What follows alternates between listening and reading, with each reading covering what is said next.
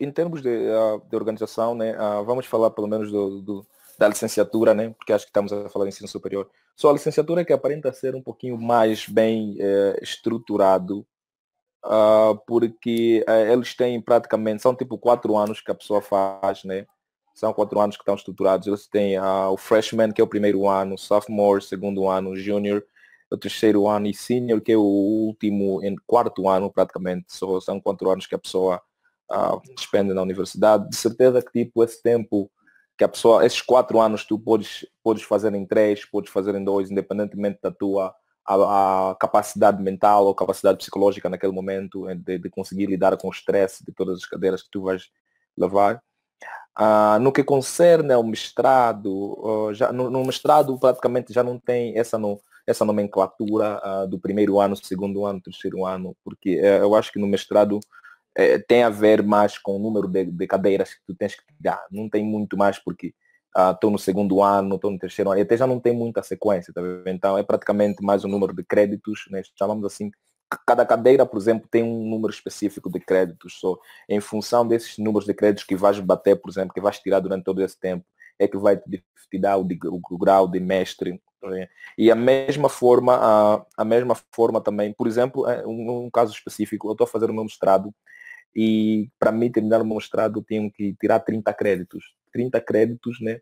São praticamente cada disciplina, são praticamente 3 créditos cada disciplina. Só estamos a falar em 10 disciplinas no geral que eu tenho que tirar para terminar o meu mestrado. Então já não tem mais a ver muito com a estrutura, primeiro, segundo ano. Se bem que umas cadeiras, né, são dependentes da outra, mas é mais assim, tem a ver com o número de créditos que tu tiras. Né, eu também, e eles também fazem, por exemplo, no mestrado tu tens várias opções. Por exemplo, tu podes fazer a tese, né, podes fazer um projeto final no curso, ou podes fazer uma prova final no curso. Tipo, a tese é o processo que tipo, é o mais longo, que tu vai fazer um trabalho de investigação, depois vais ter que defender, né, que é o processo que a escola mais recomenda para os alunos fazerem, principalmente no mestrado, e tem o teste final, que é tipo no final, depois de tu completares todos esses números de créditos, esse número de classes, tu vais tirar uma prova, tipo, por exemplo, na minha escola especificamente a prova dura 8 horas, normalmente eles fazem 4 horas num dia e depois voltam no dia seguinte para fazer outra prova, são de 4 em 4 horas.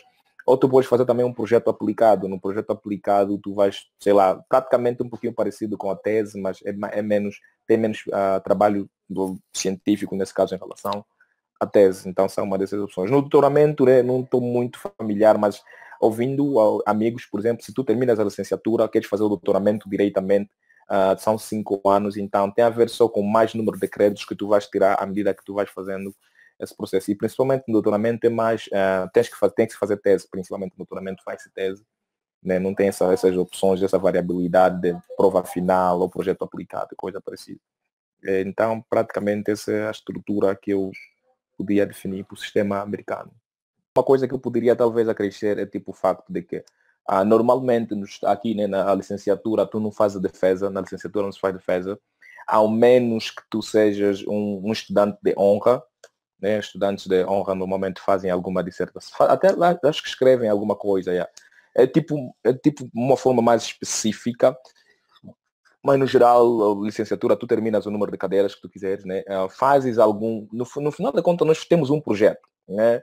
Fizemos um projeto praticamente defesa, mas não é assim tão intensa quanto uma defesa que nós estamos a falar, por exemplo, uma tese. Tá? É um projeto que você faz em grupo, cada pessoa tem a sua parte, faz uma apresentação, é um projeto que se faz. E nem todas as cadeiras, nem todos os cursos, acredito, têm esse projeto, mas no geral é praticamente, não tem muita coisa assim no final.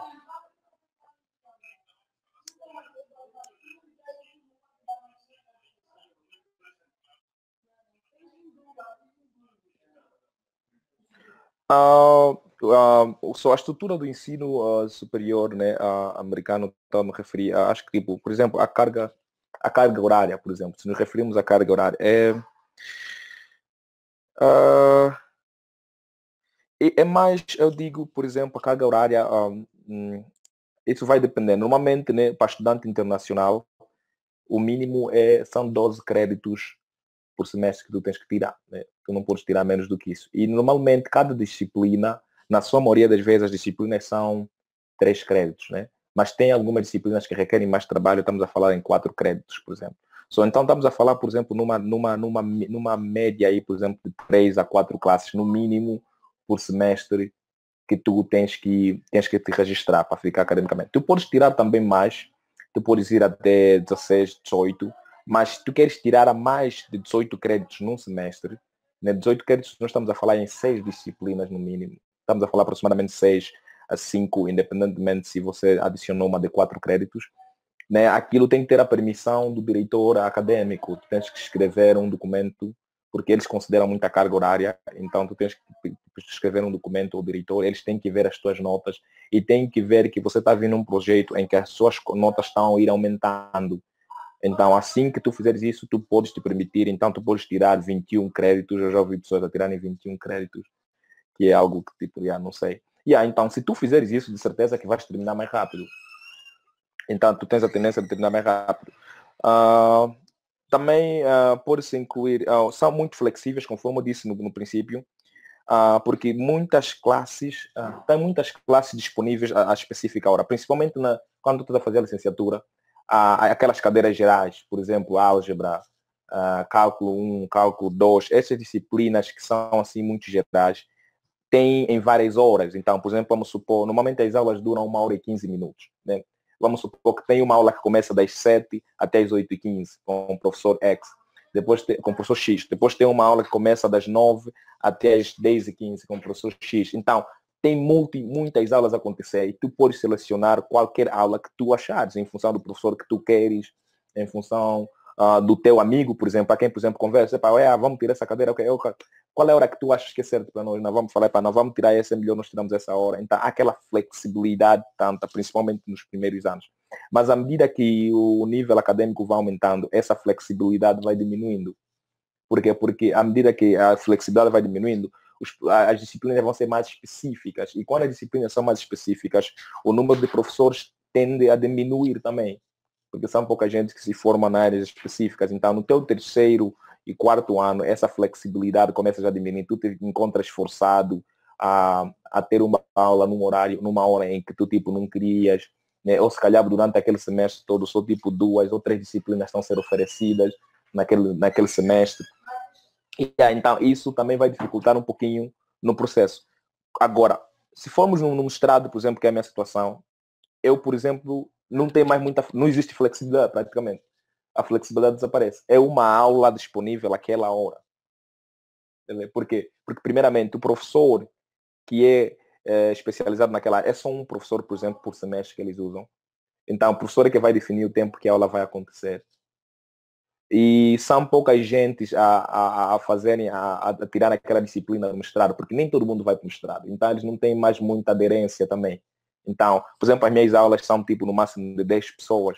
Todas as minhas classes de mestrado, as minhas aulas são no máximo de 10 pessoas. Então, essa flexibilidade vai diminuindo, mas no princípio, nos primeiros anos, é uma festa. Aquilo vai acontecendo. Eu acho que isso mais ou menos tem a ver com o estilo. E também nós temos muito, é tipo, não sei, na banda, por exemplo, nós temos essa tendência, né? De que nós temos uma turma, né? A nossa sala, temos todos os estudantes lá, estamos todos nos meus grupos. Mas aqui, você vai ficando você vai girando de turma, tipo, não tem uma turma só certa. Porque você vai escolher a aula de matemática que eu preciso, por exemplo, eu preciso cálculo 1, preciso álgebra, por exemplo, preciso biologia. Então, você vai se juntar, quando você vai escolher essa aula em função do teu tempo, também vai encontrar outras pessoas. Tá? Então, eles não se importam muito com ter uma turma específica, mas desde que você tira as disciplinas, então você vai encontrando milhares de pessoas durante, por exemplo, vamos supor que tu tens 4 cadeiras. Essas 4 cadeiras tu estás a tirar com diferentes pessoas. Matemática estás a tirar com esse grupo, física com aquele grupo, então assim sucessivamente. É uma coisa que tipo ajuda, né, na interação social até certo ponto, porque você aprende a conhecer muita gente ao mesmo tempo. Então é mais ou menos isso. No que concerne ao modelo de aula, por exemplo, nós temos aqui aulas teóricas, aulas práticas que são tipo laboratório e também temos as recitações, né? As recitações é praticamente, por exemplo, nas aulas acho que seria mais, por exemplo, se eu me focar mais na engenharia, por exemplo, estamos falando, por exemplo, de estática e dinâmica, né? A estática, por exemplo, muitas vezes você tem a aula normal, a teoria, e depois da aula normal tens tipo 2 horas em que você passa com o professor, todo mundo junto, e ficam a resolver problemas. O professor está aí a girar, os professores assistentes.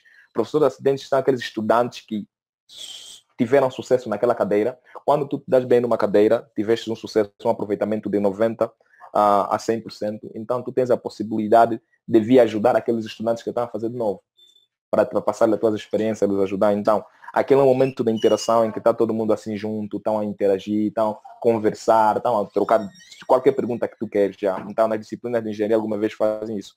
E tem os laboratórios também mais praticamente para engenharia, né? Porque, os laboratórios também, normalmente tem laboratórios uma vez por semana. O horário também é flexível, em função do horário que tu vais querer, tu podes escolher a tua disciplina. Mas, normalmente, o laboratório só acontece na licenciatura. Mestrado, as classes já não têm laboratório. Então, eles parecem que automaticamente assumem que tu já tivesse a experiência no laboratório, mas tu podes ir ver o laboratório, mas numa forma como estudo independente. Já não é mais tipo, nós temos a aula normal e temos o laboratório. Por exemplo, na licenciatura, a disciplina Engenharia de Geotecnia, que é dada, acho que tipo no terceiro ano, aquela disciplina tem laboratório obrigatório. Você tem obrigatório, tem um laboratório e tem a teoria. Mas quando você vai já no mestrado, todas as minhas disciplinas, por exemplo, mecânica dos solos, comportamento dos solos, tudo isso já não tinha mais laboratório. Então, acho que essa é praticamente a estrutura como é que eu iria mais ou menos dizer em relação ao ensino americano.